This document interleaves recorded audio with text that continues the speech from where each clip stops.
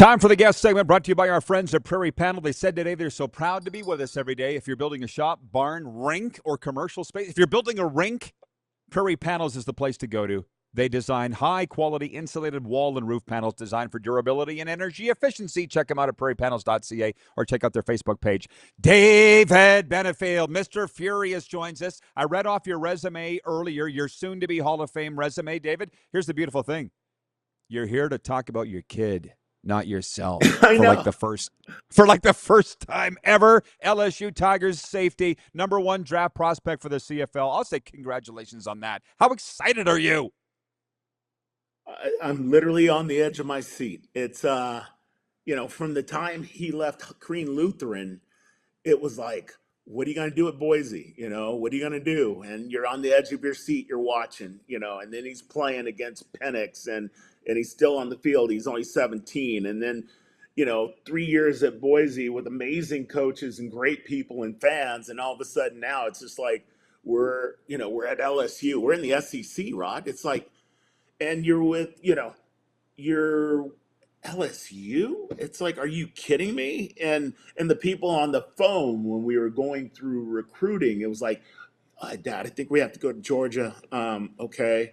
And then, another school calls, an ACC school. Miami is looking for Ty to fit in there. And then all these schools, and I'm just like, really? And then my wife laughs and cracks up. She's like, he's pretty good, I guess, huh? And then we're like sitting back going, we're like, yeah, I think he is pretty good. And that's how we talk about it as a family. We're like, Ty's pretty good. And then my daughter, who's at UW playing volleyball, she's been injured, poor thing, for 2 years, and she can't wait to get on the floor. So it's just like we're just constantly either on going to an airport to watch a game, or we're listening to people talk about our kid, to talk about Ty, like, what's he doing now? And it's just like, it's crazy. I mean, we're honored and so lucky, blessed.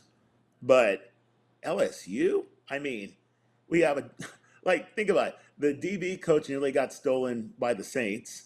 You got Noah Joseph, who knows everything. And then you got the DB godfather, Corey Raymond, who's produced these legendary players. And I'm like, and you guys are going to be looking after my son. You're going to teach my kid how to be a DB. It's just like, wow. Like, and Ty still has such a ways to go because I think he's still growing. I mean, it's like last time I saw him, Rod, when we were here and he's learning how to surf, he was like, he's 6'3" and he was 225 because he's taller than I am. And I'm not like a short 6'2". I'm not like, want to be 6'1" guy. I'm shrinking, of course, like we all are, but he's taller than I am. And he's 220, Well, 220 now. let me just say something. I got two buddies whose kids are in the SEC. Yourself and Matt DeBuck, who you played against. You may not remember, CFL alum receiver with the Argos and Bombers. His kid, Trey DeBuck, is a long snapper for Texas, and Steve Sarkisian. Okay. So these are my teams, the Tigers and the Longhorns. And he has already been named all conference, all something. He hasn't even played a game yet. But for you, you didn't even bring up Lane Kiffin, the mercurial Lane Kiffin. Well, and that's crazy because check this out. So my daughter's playing volleyball at Redondo Union. This is a bunch of years ago now. And his daughter's playing at Miracosta. They meet. They get to know each other. These girls get to know each other. And Addie says, "You should tell your dad get my brother." And it's just like, what? It's like such a small world. And then if you throw in all the other football players, Willie McGinnis, Pat Barnes, all these guys, it's just like, it's amazing. But Lane Kiffin, I worked out for his dad when he was in Tampa. I worked out for his dad, and Shelton Quarles, of course, who played with the BC Lions with me. He was down there, legendary linebacker, right? So it's just like this small world, and Lane was like probably just a kid at that time. Like, it's amazing. It's just amazing how small the world of sports is. Yeah, that's why you got to be a good guy. And so where does he fit in, Ty, with LSU? What do you know? Well, he's the starter. Um, Wow. Lane said that he is ultra elite, um, and he's meshed with all his teammates, and Ty, knowing his well, Ty's never really been a 5-star kid, I guess. Like they now label all our kids 5-star, 4-star, 3-star. Ty came in a middle of nowhere, and as a quarterback, changed positions, had a penchant to hitting, which we always thought would be the toughest part, but he likes to hit and covers great ground. He's really athletic. So now it's just like, go ahead and do what you do at LSU now. And so it's awesome to watch. It's for instance, I was watching when Ty was playing with Boise, sing with Robert Holland, whose son Javon Holland, from Burnaby. Javon, we're watching Javon, who's now at the Giants, and Robert's just watching. And Robert knows everything. I mean, he's just so deep in the whole DB world and football world, and he's just like, Ty's just out there as an athlete right now. He's out athleting kids, and then you look at it and you're like, okay, who do you play that's big? He got to play against like Tyler Warren from Penn State, and I'm asking him what's that like, and he's just like, they're just so deep, and then my friends are like, Dave, when you're at Penn State level, pretty much the top 3 guys are all gonna be going at some point to the NFL, and Ty's like a kid playing against Tyler Warren, and then we go to Notre Dame, and he's one of the few people that caused Jeremiah Love to fumble, right? And hearing his name called the first 8 plays tackled by Ty Benefield was just unreal. Like it was just unreal just watching him play in South Bend. And now we're going to Death Valley, where it's just. Have you seen that NFL Netflix? I'm sorry, that Netflix on SEC, that Yeah, oh yeah, show? that's Oh my God. amazing. It's so Isn't it? good. And Yeah, so, yeah, yeah, yeah. yeah, so I'm sitting there, up there watching it, and Ty goes, yeah, his buddy Weeks, middle linebacker, is, they're talking about he dates Lane Kiffin's daughter. He's like Yeah. the starting middle linebacker. And I'm like, oh, well, his dad texted me. I'm like, wow. And I have to see who it was. So I go and look at this. I'm like, okay. And, it's just such a weird, wild world now for, for Ty, especially. We're just along for the ride. We're just like, hey, you do what you do, but You it's should it's be. different. Well, you've done your It's work. You've done definitely a great job. Tremendous young man. And listen, well, I guess now would be a good time. And for those that just tuned in, NFL, CFL alum, great David Benefield here. We're talking about his son Ty with the LSU Tigers, #1 CFL rated prospect for next year's draft. So I should, in the time, we had a lot of time here. We got about 10 more minutes, but you mentioned, or I'll bring it up. CFL #1 pick. I just came from Vancouver. I had a wonderful time with the BC Lions on the weekend. Great people, nice. man. Running that Yes, they outfit. are. Everybody. Yeah. What's your take on your old? Ty was born in Vancouver, and your daughter too. What's your take on the current BC Lions sitch? It's I wish I were home to be able to be really involved in it, to figure out like what's going on, figure out a place to figure out how to help, how to, but you can't really help. The team's going to be the team. What people don't understand is there's so much talent out there, but it is so difficult to get into the CFL. And if everyone down here just automatically thinks you just fall into the CFL, well, you don't. When you think about it, if you're not part of that group that goes into the NFL, that's drafted there, free agents that are lucky to get in there, everybody else that's really good that didn't get looked at in that window, you got to fall into a hole that big to get into the CFL, right? And that's not easily done.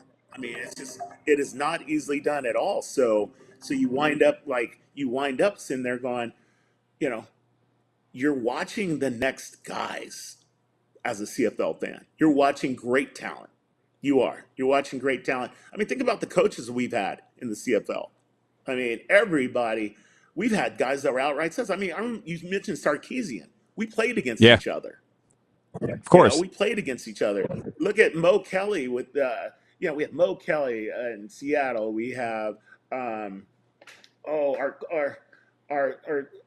our halfback strength coach with the Dallas Cowboys. Oh God, he's gonna kill me. Can't remember his name, but we've got people there. We've got so many people there. So it's you know, it's just like it's amazing. Like the people. So we got talent, and we need to figure out how to make that work. How do we make that the talent shine? And let's get off of our butts and stop being afraid to say this person is great. That's the other part. We don't want to say anyone's great because Right. we're scared to say someone's great. We don't want to say, uh, Jackson Finley's great. We don't want to say he's the second coming of because we constantly slight our own players. We want to keep them down here instead of blowing them up. Right. So, I mean, he was making big plays there. I was there Sunday for the Riders-Lions game. But the one guy they are saying yeah. is great is the man I call WestJet, Nathan Rourke. CFL's calling him Kid Canada. I'm like, oh my God, what is this, 1997? Ugh, Can we come up with some Kid Canada? Come on, WestJet. That guy's special, man, God, and I enjoyed it. It was, yeah. Hmm? Go we ahead. can't come up with a better name than that. Come on now. Kid Canada? What is this, a DC comic from the 50s? I'm just I saying. mean, come Well, on. I like Come on. I like WestJet. WestJet thanked me for calling him WestJet. So I'm just saying Nathan Rourke is the one guy. Harold Nash. Is that who you're thinking Harold of? Nash, Mike thank from you. Mike from Yes, Winnipeg's watching at Ice Time Sports. Thank you, Mike. Harold. How about that? See this is so Mike. great. Yeah. You got it, Mike. He says strength coach for the Dallas Cowboys. You'd think I would know that. Um, we have 7 minutes left. Where else you want to go on this, Mhm. David? Because I could ask you a million questions. Go ahead, go ahead. I mean, hey, your show. Ask me questions, bro. Well, I try to appease the viewers. Scott in Vancouver says, "How do you feel about the 0-10 Ottawa Redblacks? What's your take? Are you following that 0-10?"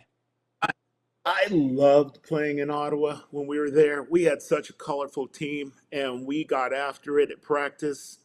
And I don't know what's broken there, but I know there's talent there. There's always talent there. It's just it comes down to it meshing with the coaches. Coaches sometimes some of these coaches want to come in and just put their stamp on everything, even though the personnel doesn't match the stamp. You got to let the personnel play to its highest potential in order to get the most out of the individual, and that helps the team win. If you don't want to do that, then you're the one that blows it. Like think about the guys like Katie Williams, colorful guy, outside backer. Let him play his game. That's why he got to go to the league. Shelton Quarles was getting moved all over the place. He goes to the league, look what happens. He's captain of the Super Bowl, one of the best defenses ever. You script your defense or your offense to the personnel that you got because you can't sit there with that rotating locker room, temporary lockers as we're trying to find players during the regular season. You got to do that during the off season. And there's communication gaps, I think. You're not talking to the head coach. You're bringing in talent as a scout, but the head coach wants this guy, and the D coordinator or O coordinator wants this kind of guy. So you got to have communication because otherwise you're wasting everyone's time.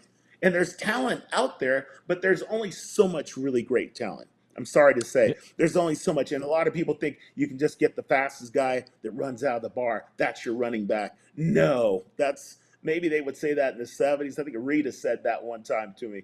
And I was like, dude, no, there's talent. You got to find the right talent. Henry Burris was on here 10 days ago saying it's not a talent issue in Ottawa, it's culture. And it's exactly Mm. kind of what you're saying. It's kind of what you're saying. Okay, so we covered that. NFL, we're heading into week 3 of the preseason. What's sticking out to you from the league right now? You know, I love the fact that Miles Garrett's in LA. That's going to be something special to watch. For some reason, I'm curious to see what the Carolina Panthers are going to do because, uh, you know, I just want to see what's going to happen with them this year. And then after, and then, and really, I'm not gonna lie. It's like there are these names that pop up, and you're trying to watch everybody. But I've got a defensive lineman, Anthony Jones, with the Oregon, playing with the Oregon Ducks first year. I've got James Tank Carrington playing for Oklahoma this year. He may get playing time, and we got that's everything. I mean, the NFL is secondary. It really is. It's like I can't even begin because when you start thinking about it, you start thinking, oh my God, maybe there's a place Ty will find a play next year. And then what's that going to be like for the family? Where's a fit for him? I mean, and it's so hard to tell who's doing what in the NFL safety wise these days, and what teams like. It's just like, where do you want to play? Where are you gonna get the opportunity to play? Hope you find a spot, and will you fit the scheme? That's it. Vancouver. And it's hard to tell who's doing what. Vancouver Eric writes that he says, I think Benefield just nailed the Ottawa issue. Well, that doesn't surprise me. He's the greatest analyst that's been on television for the CFL. I mean, you said last time you were on the stuff. You don't even know how good the stuff is that you say. And you explain how hard it is once you get into a game and things start going wrong from a schematic up. Like, say they caught you on something, the opposition. And you said how hard it is to Oh change yeah, in a game. Yeah, and it's like people yeah, don't know that unless they've coached and played. And you just rolls off your tongue like it's not a big deal, but that's just you. John in Edmonton says, David's thoughts on players who don't make it in the NFL coming back to college football. You've seen this in the last day. It's been banned, Big Ten and SEC. yeah. What do you think? Oh yeah. I am. I mean, I'm a old school guy. So if you go to the league, you're kind of there. You're now dealing with trying to become a free agent somewhere. You don't get to go back to college. Now, but juxtapose that with Canada, where I believe the rule was 5 years. Now all of a sudden we're acting like 5 years is brand new, but Canada's been doing it forever, 5 years of eligibility. And I believe somebody was telling me back in the day that if you get drafted and you don't make the team, you can come back and finish that fifth year, right? So what's In the the youth difference? sport world. Yep. So it's like, yeah, so now it's like, oh yeah, that's right. I'm torn over it because it's like, So am I. what's So the am I. difference? You had 6 weeks. Maybe people are worried about the money. It's not the size. Maybe it's the age of the kids, but we're working to get that out. We can't be like Manitoba in the 90s, with 27-year-olds running around college. But they won. But they won. And they had to lock that down. Can't do that They're anymore. 27, older than the Winnipeg Blue Bombers, Well, they had a house, wife, kids, and they were winning. Yeah, they right? won Vanier Cups. Yeah, exactly. All Oh right, man. David. This is great stuff. We're gonna have to bring you back because there's more fan questions, and we're pretty much out of time. But it's always great Oh, with you. Thanks for reaching out and enjoy it all. I hope to bump into you in a stadium this fall. hey, are you going to be down south? I am live in Florida 9 months out of the year. You know that. Man, we nearly were in Miami, nearly at Florida State, and we Oh, don't if you're go in play the Miami, Gators, so okay, we don't play the look me up. Gators. I'm 40 miles from Miami. You know And this, I'm not David. going. Okay, Okay, all right, we're man. out of time. Mr. Furious, thank you. The best. David Benefield joining us. We'll be right back on the RP Show. Silver State Sports Game Plus streaming podcast and WQVZ.